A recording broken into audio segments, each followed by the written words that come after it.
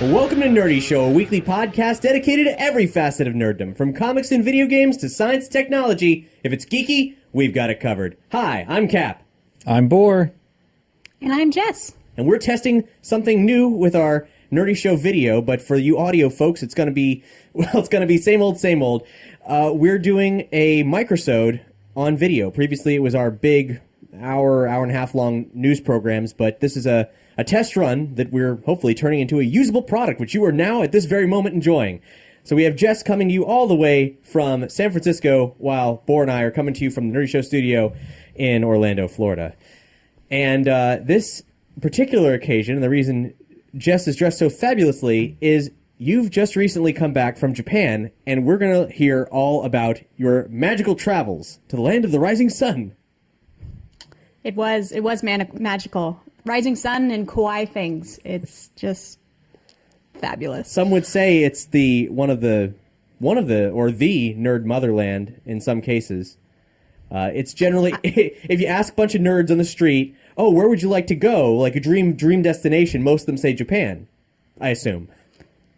I would assume so too. And it's totally worth it. Like, I come back and I recommend it to everyone. I'm like, hey, you want to go on a vacation? You should go to Japan because it's just great. I spent just over 2 weeks there, and wow. I could have spent way, way, way more because it doesn't get old. Like, you travel some places and you go and it's like, you're pretty similar to like me at home. And like, this was fun, but now I'm ready to go back. But like, Japan is just like, nope, you're going to get me on that plane kicking and screaming. So it seems in many ways like a completely other world, like an alternate universe of what we understand in the West, in the United States, as like modern cities, even like rural locations. It's we've seen it in films, and it seems very different in a lot of ways. Just so my statements make sense, I was there about 5 years ago. Oh, you were? I didn't know that. Yeah, for about 3 weeks I was there, so roughly the same amount of time as Jess. And regarding what you just said, it is totally different. Like, it's crazy how different it is from being here. Some of the things you'll notice is like the food quality is so much better than it is here. What? The cities. It's not just like fun and different and weird. It's like actually like noticeably better. The quality level is higher on absolutely everything. Like even McDonald's. Yep. It's like insane. You could get something out of a vending machine, and it would be of a higher quality than you could get. I dined at 7-Eleven quite often, and it's better than most restaurants here. And I'm not exaggerating that even a little bit. That's very strange. Yeah. And what does it mean? What do you mean, what does it mean? I mean, I guess our standards are just extremely low. Our standards are very, very low, and we don't have we don't have the regulations, and we don't expect high enough quality. Oh, shit. Okay. And most of us don't even know what high quality are, I would argue. Okay. Not you, probably. Okay. Well, I would tell you that I wouldn't casually eat at 7-Eleven. I would do it if I absolutely needed to. So. Well, here, yeah. But apparently not there. Well, okay, so I guess what was your first thing you did when you got there, Jess? Well, nothing exciting. I went to bed because we arrived at 11 o'clock at night, and I didn't sleep on the plane. So we went to the hotel and went to bed. But then the next day, waking up, we went to Roppongi, which is basically like the Western world Japan. It's where Google is there, and it's where basically all of the white people are. But the reason we went there was because there was a Sailor Moon exhibition to celebrate the 20th anniversary. So we went there. I didn't never find all the white people. That's basically like when before I went there, people were like, don't really bother with Roppongi that much because it's just not that exciting. But I did have the best ramen I've ever had there. It was burnt miso ramen, and it was just so delicious. You had me until you said miso. Yeah. I'm all about the shio and the shoyu. Yeah, it was just whatever I don't know technically how it's burnt, but it was just so good. Now, one thing that that I've noticed since I've talked to people about when I ate ramen over in Japan and how amazing it was. It's not just microwave noodles. Like, it's not crappy microwave noodles. It's actual, like, crafted bowls of soup that they take huge amounts of pride in. So I mean, it's a totally different experience from what we have here, unless you find a really good authentic ramen shop, which there are a few, and there's a really good one here in Orlando. Yeah, I've been to a few. So I was Okay. I guess basically the brief PSA here is, if you haven't actually sought out ramen at a place that specializes in ramen. I'm not talking about a sushi restaurant that also serves ramen, but a place that's... most of those do not know what they're doing. Yeah, they're generally pretty bland. There'll be some sort of a facsimile that will not be as good. Yeah, but if you find a ramen place, so, do it. But I guess it probably won't get better than what you're having in Japan. So tell us about the Sailor Moon exhibition. Like, you're a hardcore Moonie, as I would hope people know. You've done multiple articles chronicling the successes and failures of Sailor Moon Crystal. Yes. So what was the what actually was there? So it was a lot of just kind of artwork. What was really cool is they had some of the original animation cells from the 90s anime. So you kind of saw how all of the scenes were put together. They had like the whole layout of like Usagi's house. So it was like, this is how we, make sure it makes sense and people just aren't opening doors into nowhere. They had a bunch of like memorabilia and like merchandise that I guess was sold in Japan but wasn't sold here. So it was really interesting to see like the carnival rides, and how like in the US we have those outside of Walmart, like the little like rocking horse type rides. They had like something similar with like Luna and Artemis as like a weird cat ride type thing. Wow. That's beautiful. Yeah. Did you get sucked into really Capsule toys while you were there? I imagine a place like that would probably have a lot. Yeah. They didn't have any no, they had some like at the exhibition, and then I bought a lot too while I was there. Now, something you may remember from growing up, Cap, is Capsule toys when you go to like the grocery store. When you're a kid, oh my God, I need to get Muscle Man or whatever. It's a different thing. It's a huge, all new level over there. They have them pretty much everywhere, and they cost anywhere from like 100 yen, which is about $1, all the way up to, I think I saw like 5 and 10 yen ones where you had to put in like, I'm sorry, $10. So that would have been like 1,000 yen. But yeah, putting huge amounts of coins into these things to get collectible, decent little toys. They're actually not bad. Like, compared to the crap that we get here, it's interesting. Well, I've seen some stuff that's, truly bizarre, that put homies to shame in their weirdness. So what kind of, you said you were collecting some Capsule stuff over there, Jess. What kind of stuff did you end up getting? So I picked up just a few from various animes that I'm into that I saw there. There's some Noragami ones and some Akame ga Kill ones. And then I picked up, this is actually one that I'm going to send to you, Cap. I saw it for Eleanor and I just thought I had to get it, was sushi cats. So it's cats like sushi. And there was one that looked like Tikal that came out. And I was like, well, I need to send this. That sounds perfect. Yeah, so just a bunch of the... is that promoting like the eating of cats? Are they... I'm not entirely sure. But this one has like a Is little Korean superhero culture cake. really leaching that far into Japan these days? Jedi. No.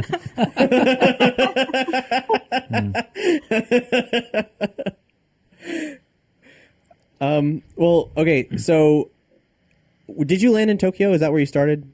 Yeah. So flew in and out of Tokyo. Actually, here's my PSA for people, because I wish I had done this the other way around. On the first day, you're probably going to wake up like super fucking early, and like we woke up at like 4 and I should have gone to Tsukiji, to the fish market on that day, because there would have been no lines. And so Tsukiji is basically where they bring in all of the fish for the day and they auction it off to the local sushi shops. So you can, if you get there early enough at 5 o'clock in the morning, there's the tuna auction where they'll just like show these huge fish just up for restaurants to buy, to sell. Why didn't I go to the tuna auction? Yeah. But we didn't get a chance to go to I went that. straight to McDonald's and then onto a bus for like 3 hours. I have a question. I just wonder if their customs have changed at all since, well, the actual customs, like coming into the country and them giving you a little form to fill out. Oh, yeah. Did you bring a laptop or anything like that? No, I just Or brought. like a tablet or your Yeah, I just brought phone? my iPad. Okay. Did they repeatedly make you assure them that you didn't bring any porn on it? No, Okay. Whoa. but they were. Yeah. Both in They the are US, super worried about, well, they were 5 years ago anyway, super worried about people bringing in non-pixelated porn. Yeah. That's weird because also everywhere I went, there was like porn everywhere. Basically, every shop Well, it's had all like a pixelated. little porn section. Yeah. But yeah, no, they did like. So I went with my boyfriend, and obviously we would go through as two different people because we're not a family unit, and so I would go through, and like people would be confused. They'd be like, "Are you traveling by yourself?" And they seemed very concerned, and I was like, "No." And then I was like, "No, my boyfriend's right there," and they're like, "Oh, good." And I was like, "Is it suspicious if I'm the chick coming in by herself?" Because like 3 people asked me. That was the only weird thing coming through customs. Along those lines, I have an interesting story from that.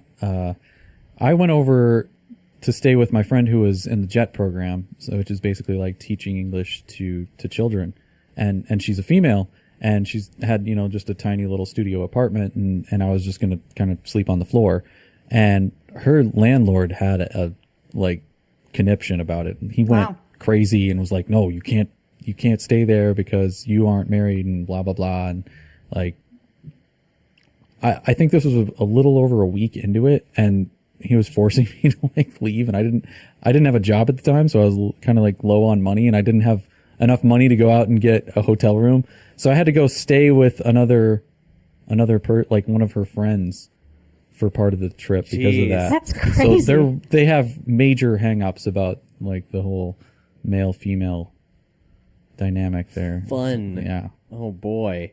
It probably didn't help that the guy was like in his 70s, but Yeah, probably not. Oh yeah. So what happens with the tuna auction?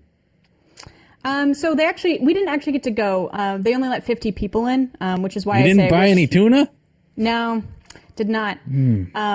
But they basically just auctioned it off to the restaurants, and they all like a normal auction, like say I will pay this or I will pay that, and then they give them this fish, and then they take them to this like back staging area, I guess, where there's staging. Yeah, I don't know how else to describe it, but there are people on hand that work at the restaurant, and they like chop it up into bits that are able to be transported to the restaurant.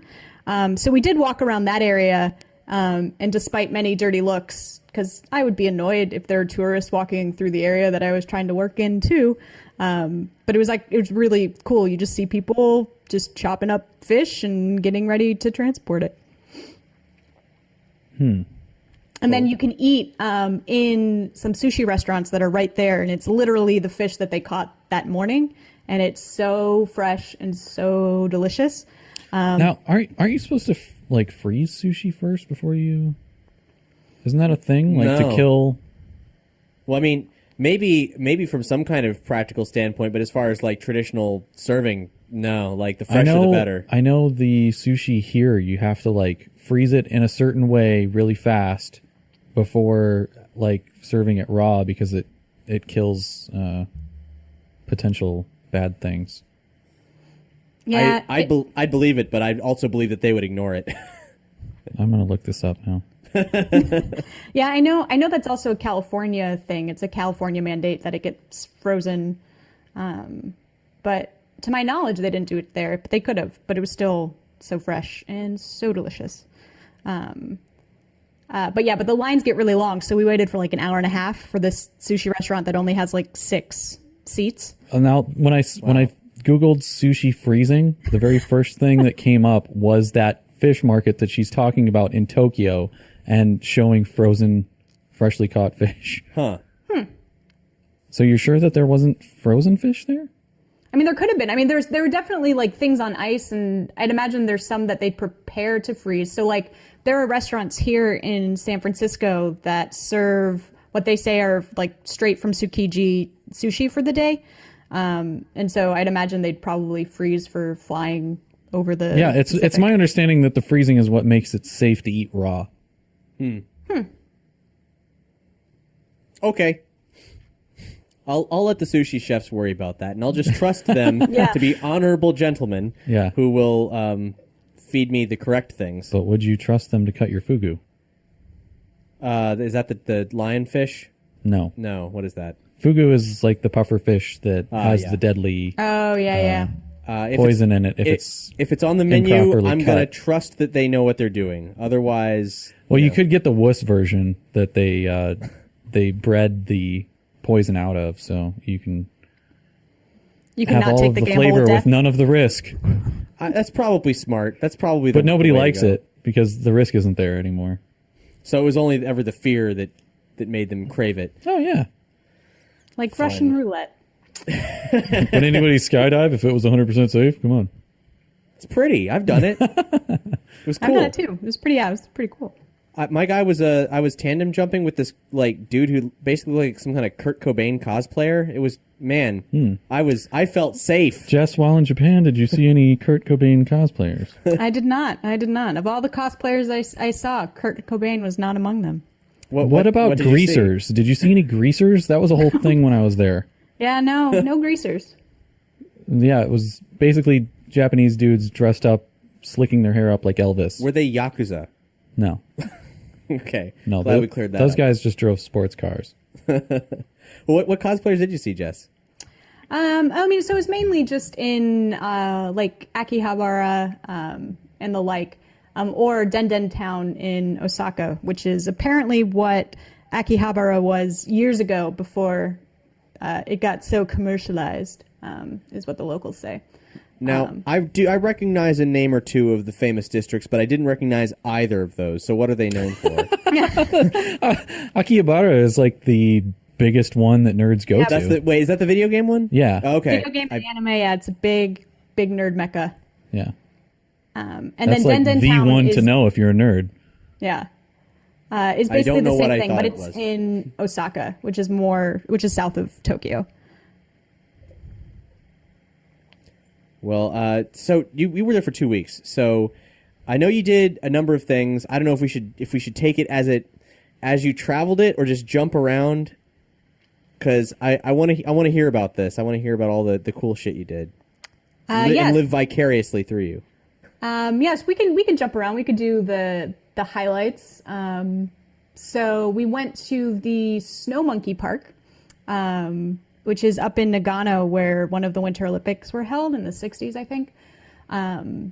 And so what this is basically a park, and there's snow monkeys, and there's a hot spring, and they just all hang out, and they just like run right by you, and you can just hang out with monkeys for as long as you want. Can you sit in the hot springs with monkeys and just You like can't sit in chill the hot out? springs with the monkeys. They're actually very territorial with the hot springs, and there's like a caste system, so only certain monkeys are allowed to go in the hot spring. But I think we saw some rebel monkeys while we were there. So there was Were one they that greasers? was, yeah. There was one that was just sitting there and kind of just chilling by himself, and then there were like these other monkeys around the edge that weren't able to go in.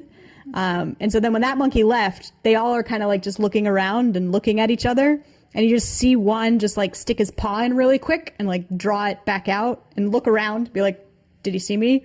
And then like slowly put his paw back in, and then eased his way into the hot spring. But so that was pretty fun. But probably the ultimate highlight was staying at the world's first robot hotel. Oh, yeah, I saw you checked into that. I wanted to ask about that. We rated that in our top 20 nerdy things of 2015. The number 11 nerdiest thing was it opening last year. So I was thrilled that you guys got a place there. What was it like?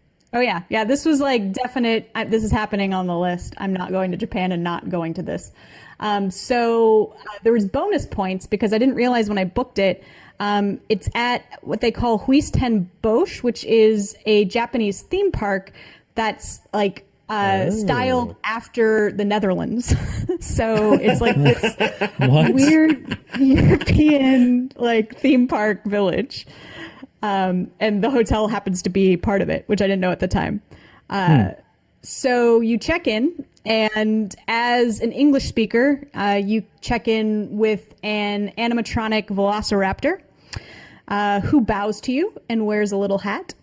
And then like you get a little receipt printout of like where your room is. Now, is it mainly like stuff on a screen and then it's reacting to that, or how does that work? Mainly, I can't imagine that it has voice recognition and you were able to get through it.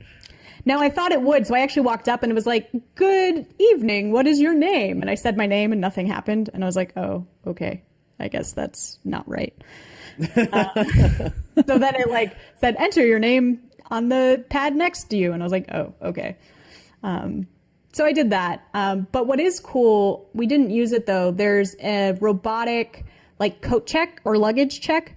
So you load up your luggage on this conveyor belt and like there's this huge robotic arm that just comes in and like picks up your luggage and puts it in the locker, and then we'll take it out and give it back to you when you're done. Sort of like safekeeping type of thing. Yeah. Okay.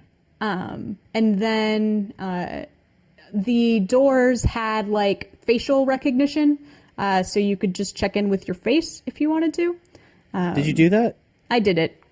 I was sort of like... I saw a video of someone trying it out when the news broke of this hotel's existence, and it didn't work.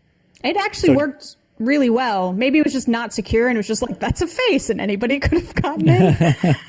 Welcome, Gaijin. Yeah. Large eyes detected. But then the creepiest thing was in each room, there's what they call churi-chan. And it's this like pink and yellow and green robot. It just sits and like its head will rotate back and forth. But you can talk to it and you can say like, "What's the weather? Like, how are you? Sing a song."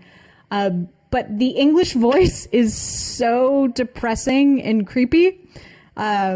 So you'll say things to her and she'll misunderstand you. So at one point she was like, "Oh, you don't want me to talk now?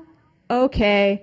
I will be quiet until you tell me I can talk again." I was just like, it just the most depressed female Marvin voice.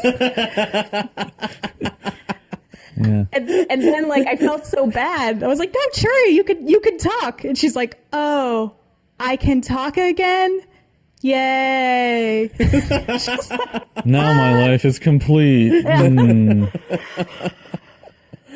Wow. Yeah. And then she Thanks sang for allowing me songs. to perform my basic function, human. Right. And then she sang awkward songs and, did things like holding notes, was like, ah. But yeah. I'm glad I didn't get murdered in my sleep. It was, she was a little creepy at times. Let me tuck you in. I'm so happy you are here. Meatbag, do you require fluids? Now, you also slept. That was. I assume that was a full hotel accommodations, normal human bed. Yes. But you did also sleep in a pod hotel. I did. So it was actually a trek or an adventure to find one in order to book it. Most of the pod hotels in Tokyo are male only. And there's a few that have female floors, but they looked really shitty. And I was like, well, I'm not going to stay in like a gross pod hotel if I'm going to do this. But there was one in Kyoto called 9 Hours that has separate ladies and men's floors. And it's meant to be actually like, ejects you out of the capsule after Yes. 9 hours. Yes. Wait, did it? Shoot you across. No, it didn't. It's like the cannon on top of the Samurai Pizza Cat's Why building. did it click when I got in?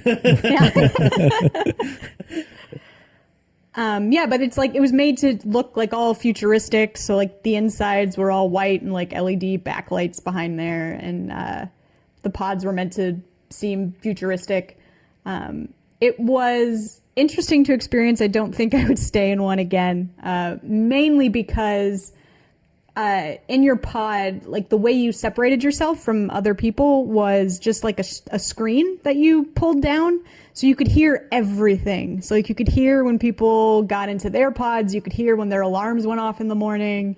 It was just You could hear them masturbating it was not a furiously to their good- pixelated porn. Yeah. It was not a good.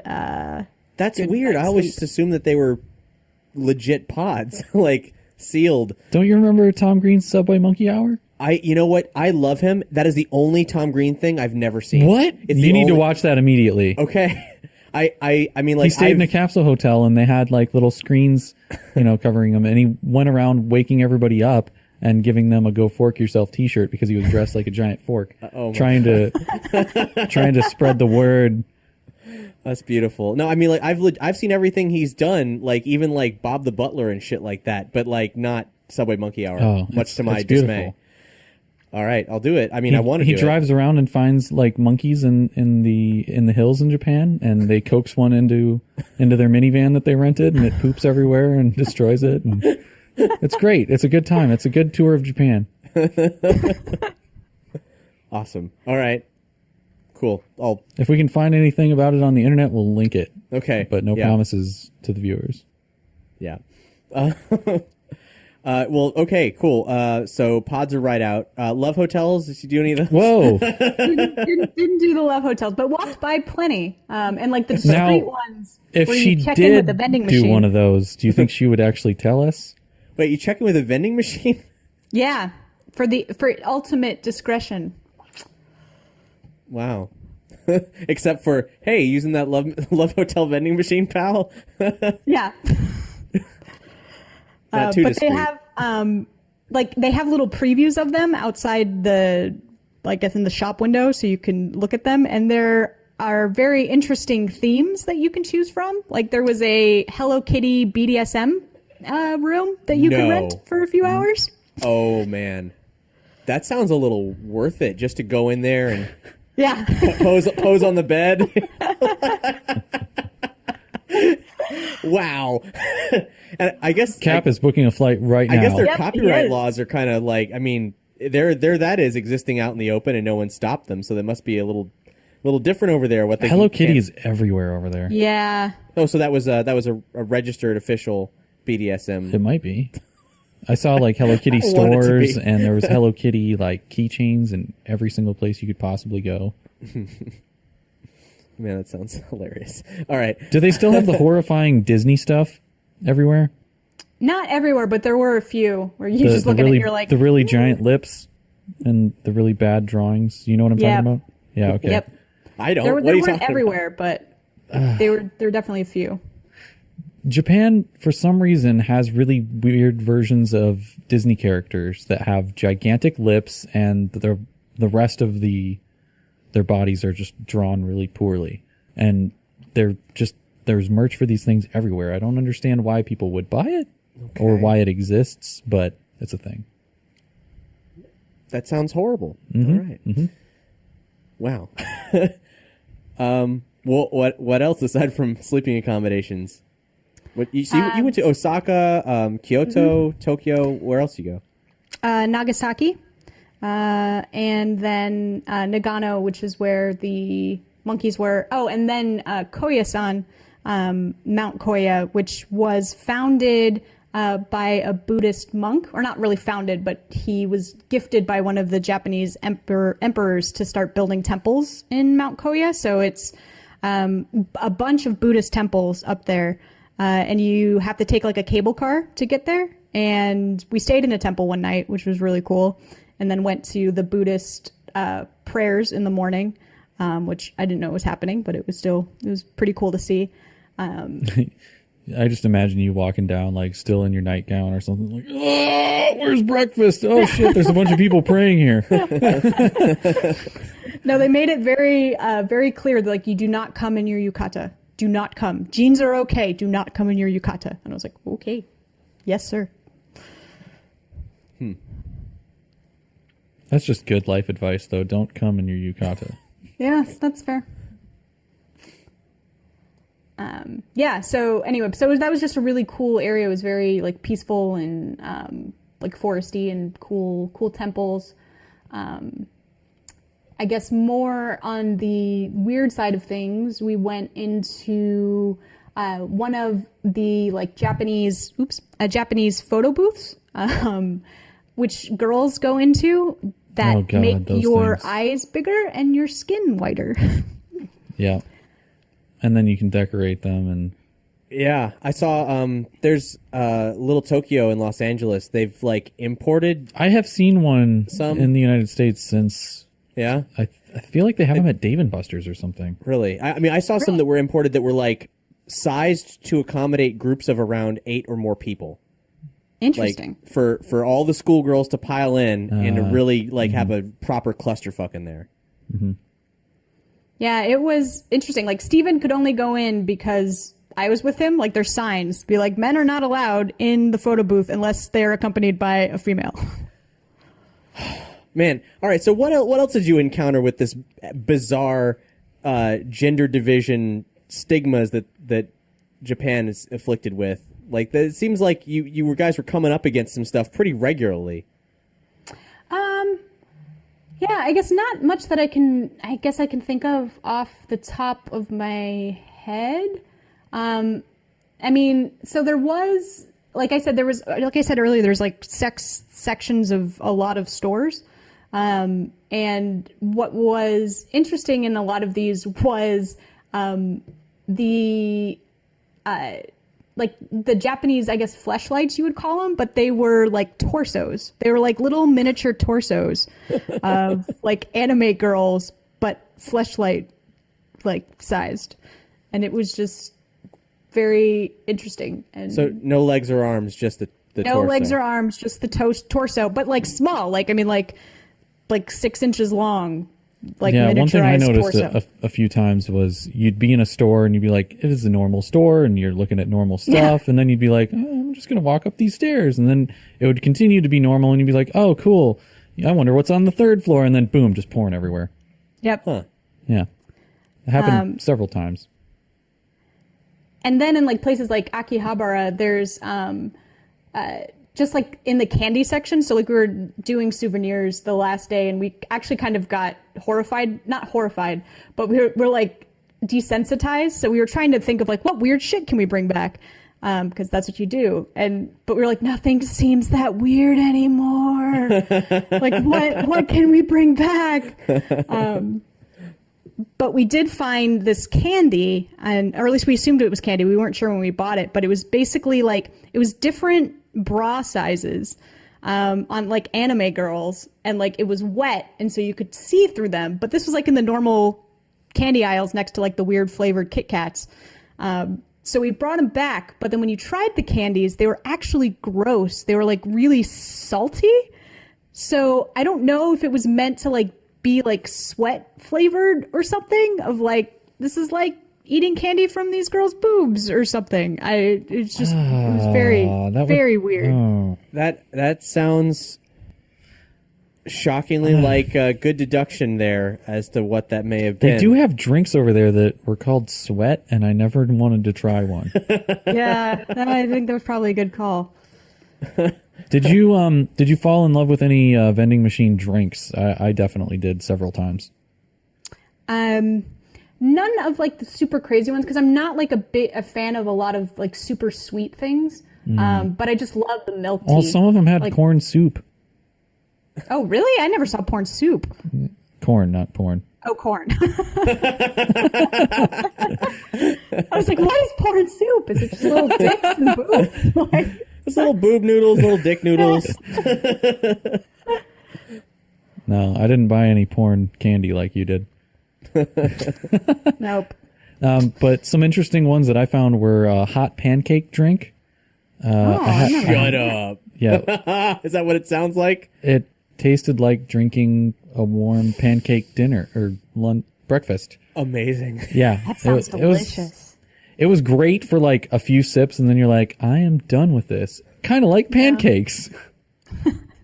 I can't eat very many pancakes. I get really fucking sick of them. Interesting. But anyway, I also had, there was some sort of a weird like peach cold fruit drink that I really loved, but I only found it in did it have one... like the gelatin inside? No, this particular one didn't, but I had a few of those gelatin ones. But I found it in one vending machine, like when I first got there, and then I didn't see it for about 2.5 weeks. I was freaking out, trying to find it everywhere. It was like in a neighboring city that I found the thing. And then one time we went to Tokyo for a day, cause I stayed in a little town, and we just went into Tokyo for like a while and then left.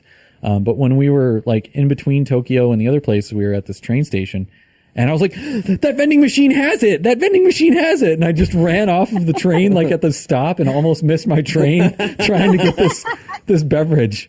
That's great. That sounds like a very anime thing to do. But all of their carry it in your mouth. all of their beverage machines have both cold and hot drinks. Shut up. Well, not all of them, but most of them. Was the pancake one a hot drink? Yeah.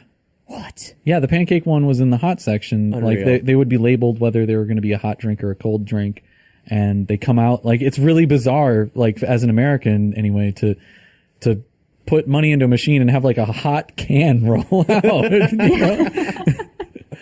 But it was delightful. Occasionally, there was a hot peach drink that I had that I really loved, and the same thing with convenience stores, because I think the hot peach drink that I got was actually at a 7-Eleven. There's a hot drink. Yeah, they had like a separate little like section. Yeah, well, not fridge, but like hot box, I guess. Yeah. Wow. Weird. So weird. Yeah, you have to like not be afraid to try things. Like just try absolutely anything that looks mildly interesting to you, because you'll probably be delighted. Yeah. And the vending machines Or everywhere are like horrified, super as convenient. Jess found out. Yeah. What advice would you guess- give to anybody who's sorry? I guess if you have any advice to give to anybody as far as attempting a Japanese trip, you've given a little bit, like any additional advice, but we can also come back to that because you were about to say something. So. Oh yeah. Well, no, I was just going to say I thought of the other thing in terms of like the gender things. If you didn't know, subway groping is still a thing that happens in Japan. So we would be in subways and there would be little like signs, like no groping signs, basically, is what we thought they were. I love that like they need to be told. Yeah, yeah. There's also don't talk on your cell phone signs everywhere. Like, Yep. Huh. But I guess it's so much of a thing that there's also like women only cars during rush hour. So you go up and like it'll be like this pink flowered car and only women are allowed to go into it. And then also other interesting fact that I learned was like upskirt cameras are also still a thing.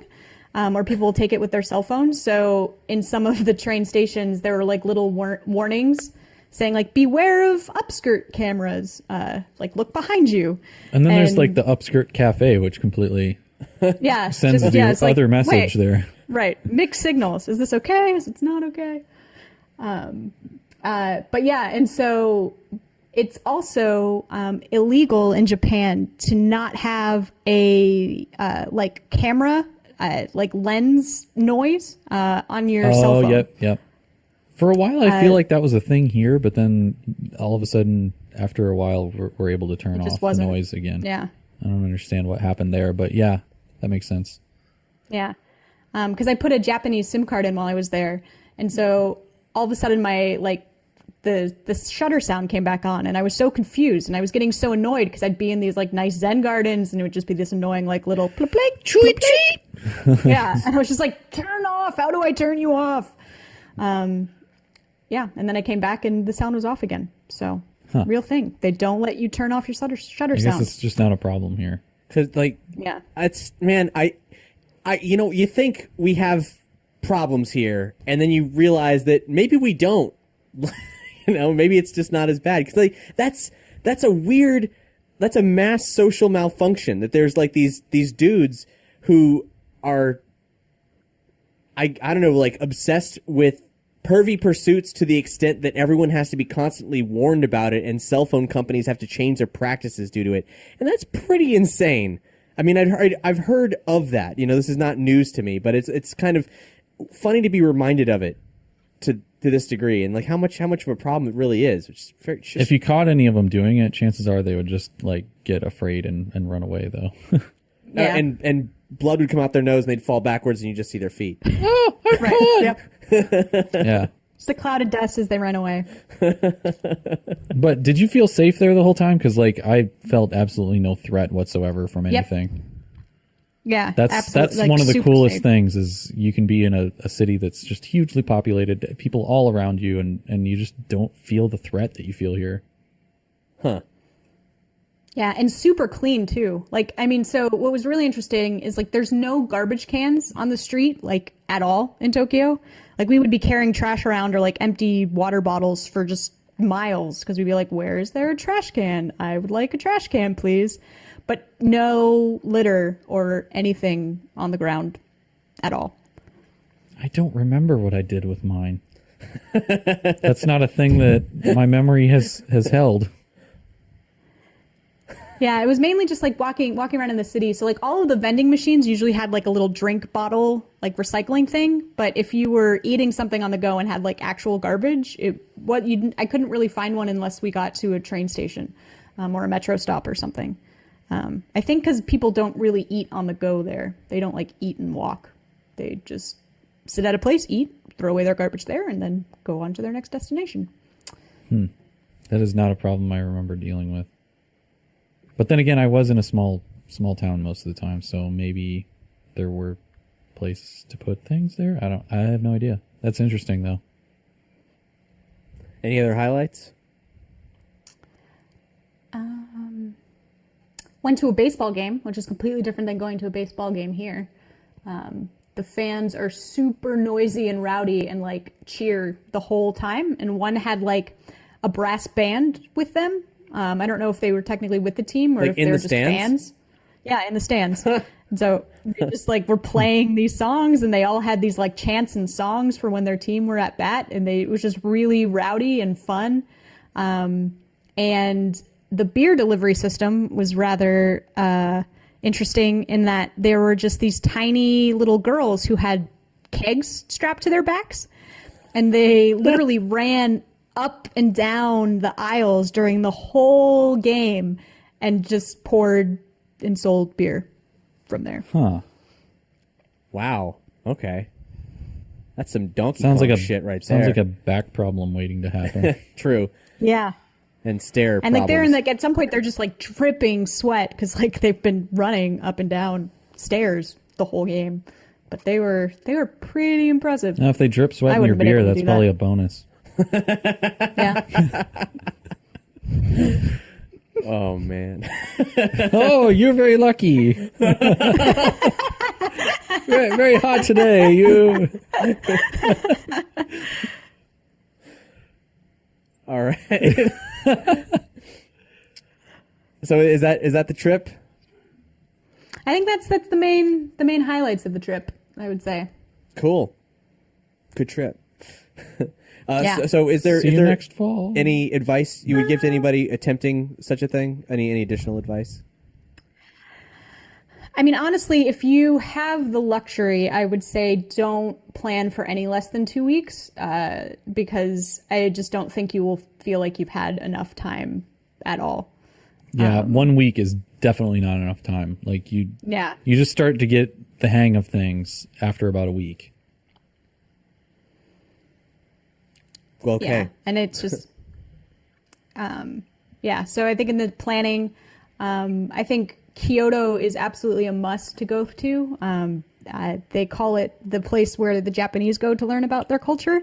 There's just tons of temples and shrines, and it's very traditional and very interesting and very cool. I went to Niko for that, which is a temple city further north.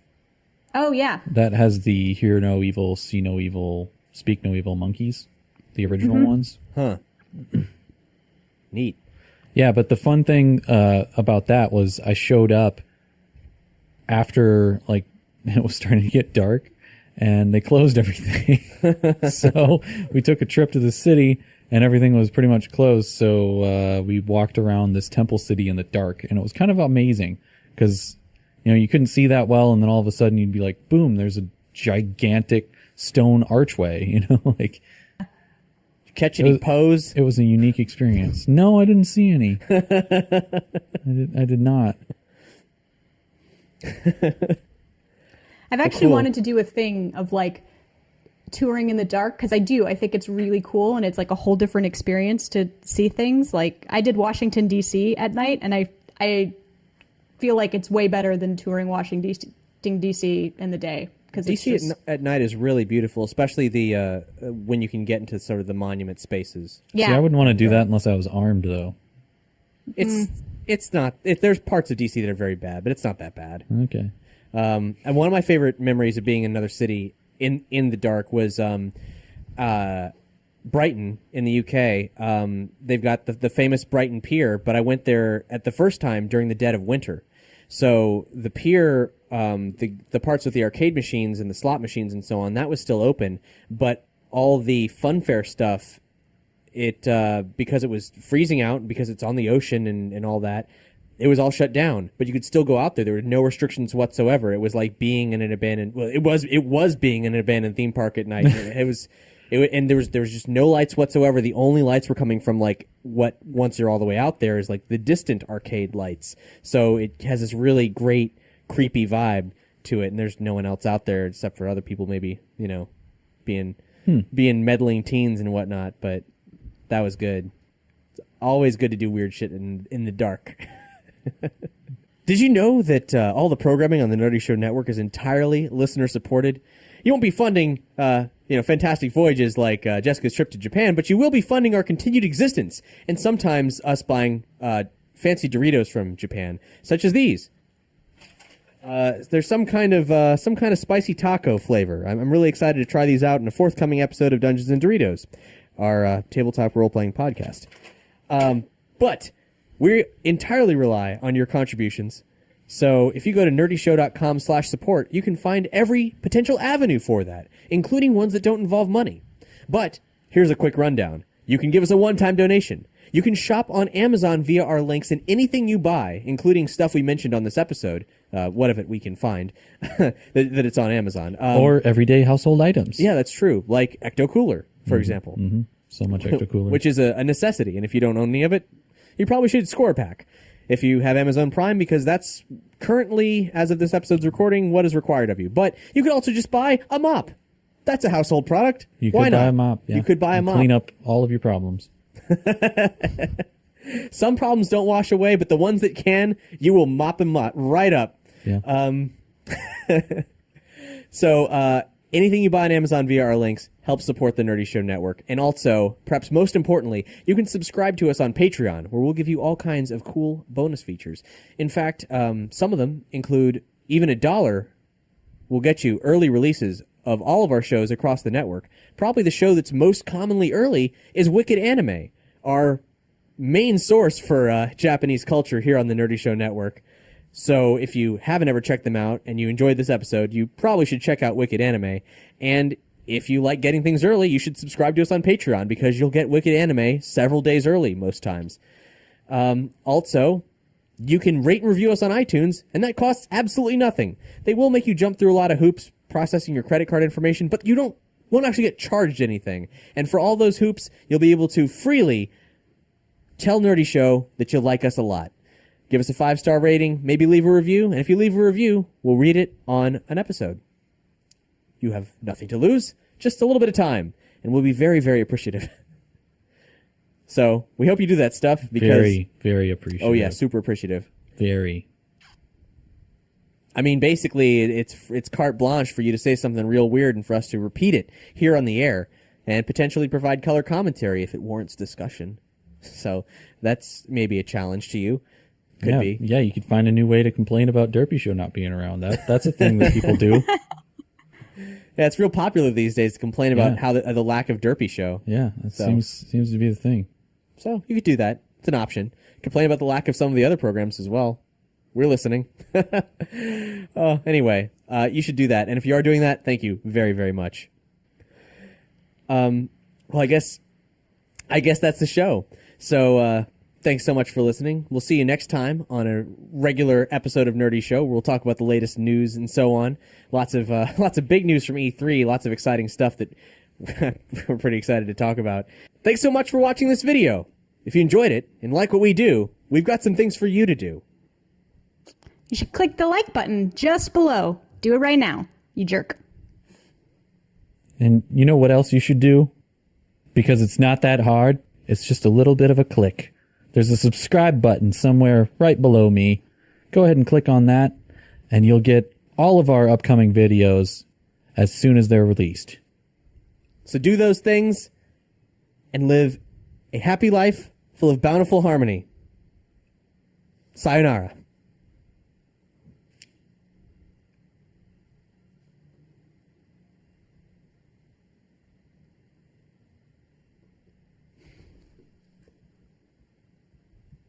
Are we still holding?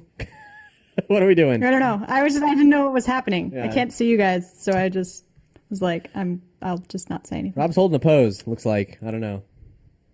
And done. Shut up.